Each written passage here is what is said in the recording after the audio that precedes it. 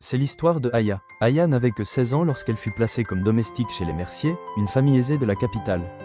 La maison, un manoir de marbre et de verre, contrastait cruellement avec la petite chambre sous les combles qu'elle occupait. Madame Mercier, avec ses bijoux scintillants, la traitait avec un mépris glacial. Monsieur Mercier l'ignorait, et leurs deux enfants, Paul et Sophie, trouvaient un malin plaisir à lui rendre la vie difficile. Ses journées étaient un cycle épuisant de nettoyage, de cuisine et d'humiliation.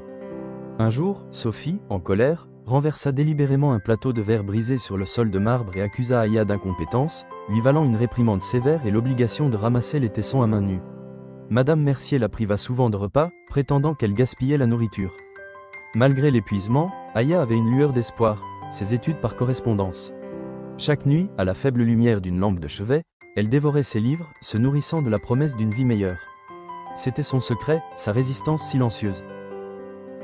2 ans plus tard, le jour de ses 18 ans et après avoir économisé le peu d'argent qu'elle recevait, Aya quitta la maison des Mercier.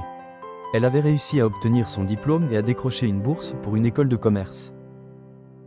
Les premières années furent difficiles, mais l'acharnement et la résilience qu'elle avait développés chez les Mercier lui servirent de moteur. Elle excellait dans ses études. Après l'obtention de son diplôme avec mention, elle entra dans une multinationale de technologie. Son talent, sa rigueur et son sens aigu des affaires la propulsèrent rapidement. À 30 ans, Aya était à la tête de son propre cabinet de conseil en innovation. Elle était non seulement riche, mais surtout respectée et influente. Elle vivait dans un appartement lumineux, mais ne se permettait aucun excès, se rappelant toujours d'où elle venait.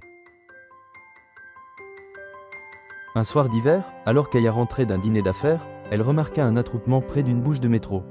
C'étaient des sans-abri, emmitouflés dans des couvertures déchirées. Soudain, son cœur fit un bond. 2 silhouettes, visiblement plus délabrées que les autres, lui parurent étrangement familières. L'homme avait le visage creusé et la